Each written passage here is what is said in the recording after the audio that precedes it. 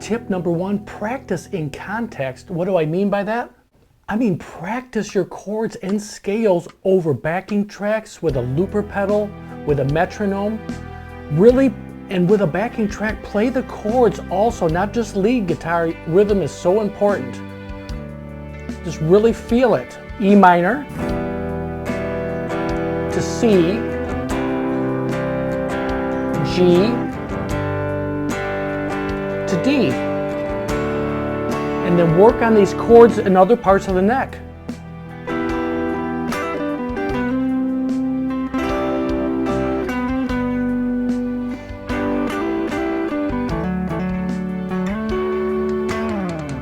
And even when you practice the E minor pentatonic scale, which works really well over this, just really feel it as you play up and down the scale.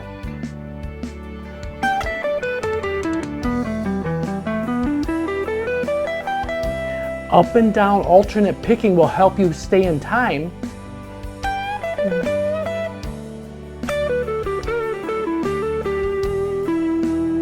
And then you'll start to feel the music, you'll start to have some phrases fall into that.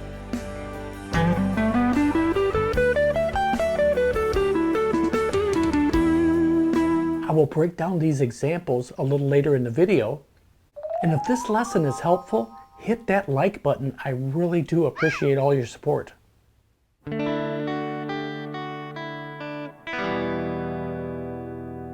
Tip number 2, learn new licks. You should always be learning some new stuff to keep you motivated. It kind of gets you out of that rut.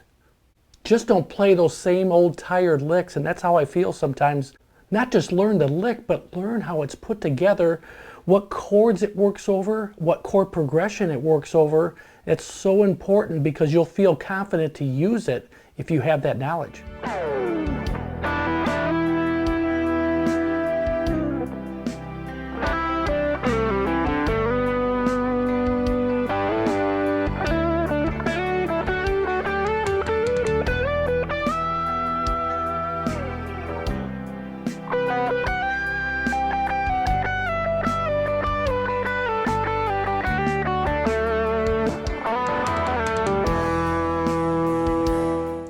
Coming up soon, I will break down all these examples.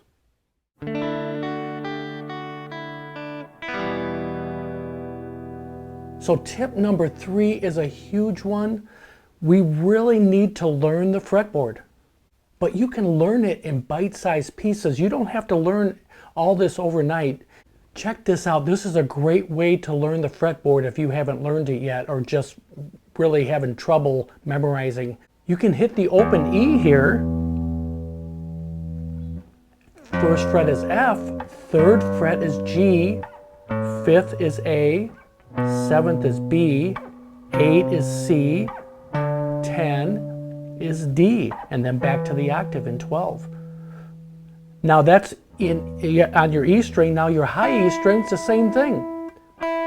F, G, A, B, C, D, E. If you can just memorize those, you've already almost memorized 1/3 of the fretboard just having those in your head, because you can do the sharps and flats as they come up, but if you know the notes that you use all the time, and then start memorizing these notes in let's say the E minor pentatonic scale.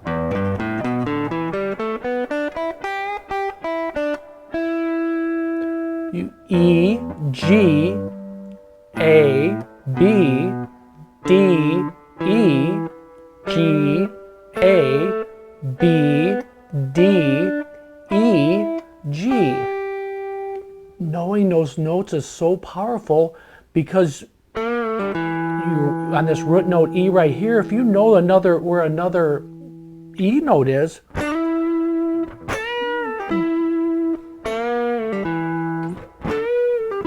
if you know where these root notes are and know the notes in the pentatonic scales, you're going to hit that lick with confidence. So again, memorize the notes on the open strings here, the E's, then go to your A string and so on. But if you know those, It gives you a huge amount of confidence when you start to put other things together. A lot of this stuff will start really making sense to you. And if you're playing over a track in A, let's say, and that root note is here in the 5th fret here, you need to know that the 7th fret is an A also, and again in the 5th fret. And know where these root notes are with every key. You can expand the memorizing stuff around those. That's how I did it. Just sitting there looking at a diagram, trying to memorize. You have to do it on the guitar. You have to hear it and see it to memorize something. So let me play through example 1 and I'll break it down.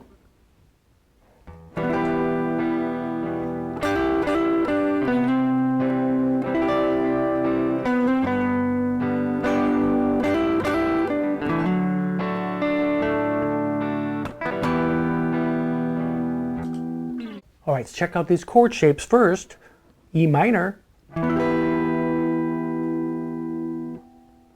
C, with the added D there on the 10th fret there. It's called C2, just gives it a nice sound.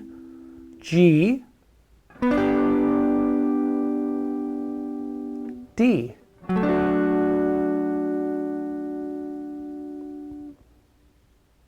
So strum the E minor chord. Take the pinky off and hammer on from 7 to 9, leaving the rest of that shape there. So twice, once. Then hitting 9 up to 10 there, which is a C note for the C chord here. That's that shape we just learned there. Now going back to G, 9, 10, 9, and then playing that G shape. Then doing that hammer on again, exact same thing. D. Back to E minor. So in example 2, using the E minor pentatonic scale, if you're more a beginner just starting to solo like this, you just play up and down the scale.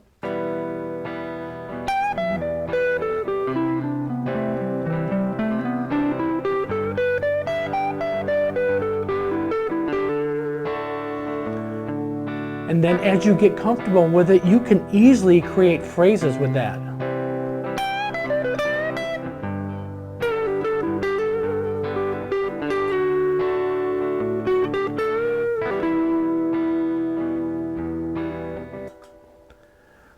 Using alternate picking, get good at that. It helps so much. It helps you keep time, but also just helps you get faster.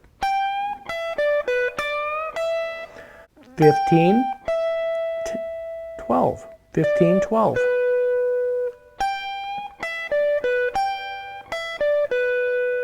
Really simple little phrase. Then you can do the full bend. As I said earlier about learning the fretboard, you need to know that 12th fret is an E note, 14 is an E note on the D string, and then you have the 12th fret there. You need to know those points because you'll solo and land on that root note. You don't want to land on it all the time. You need to know where home base is though. So let me demo these licks and then I'll break them down.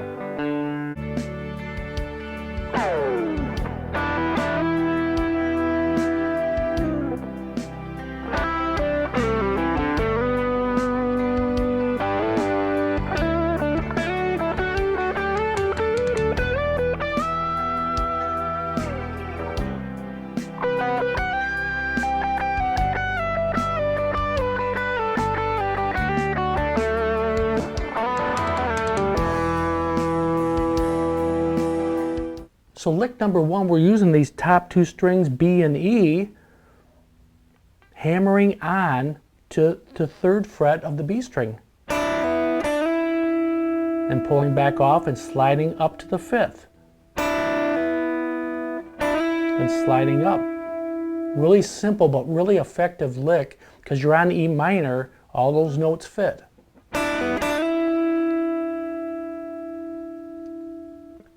So as we go back to C, we're just walking right down the pentatonic scale, but with the open E, hammering on from 3 to 5, and then on the G string, 4 to 2, pulling down to 2. Open, and then 2 again.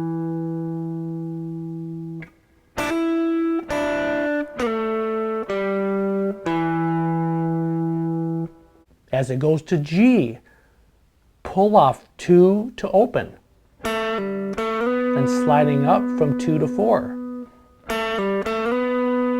Still on G, doing just we're still on the G chord here as that happens. So just taking the 3rd fret, bar the B and E strings, slide up to 5 and back down to 3. Try to do it in one swipe. It has a really good sound. It might take a little work, but it's a great lick. Now when it's headed to the D chord, we're just walking up the E minor pentatonic, but adding this little F sharp note here in the 7th fret.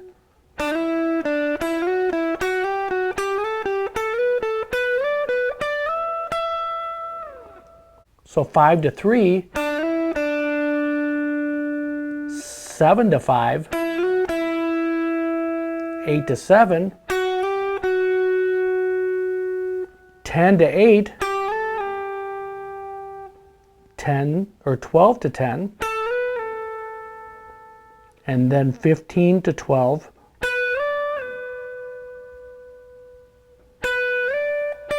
then all the way up to 17.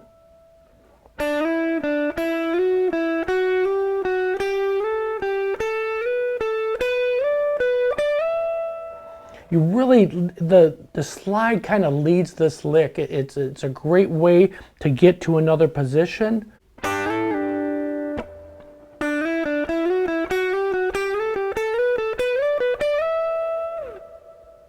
So as we end here on 17th fret, we're back to E minor. And you just play over this backing track. I'll leave a link in the description for this great backing track. And then as it goes back to C,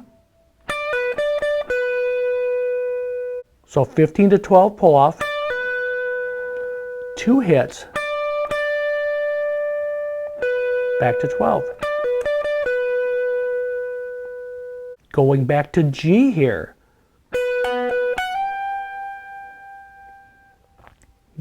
12, 14, this is an F sharp note, just a little piece of the E minor scale here. So 12, 14, 12, and sliding up from 14 to 15. And then we're going to walk right down the scale.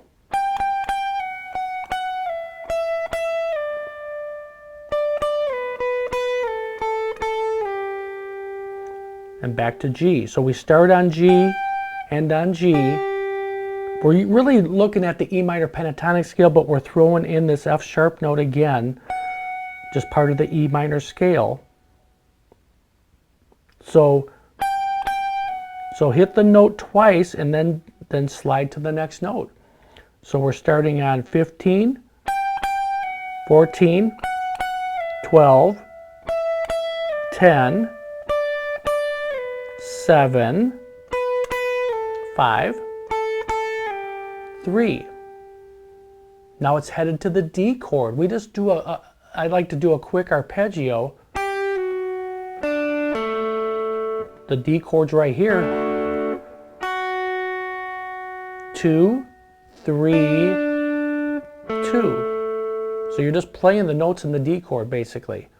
But when you ended on the G chord, so slide down, and then it's going back to the E minor to start the whole progression over again. Just a really bluesy lick coming up. So 2 to 4, slide up. 3, open E. That's the first part.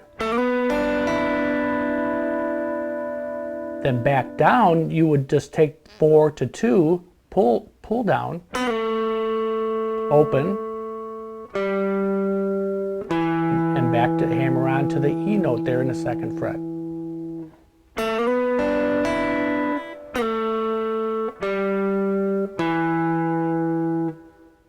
I guarantee if you work on your timing, play these chords and scales in context with backing tracks and looper pedals, even the metronome. I know you don't like to hear that.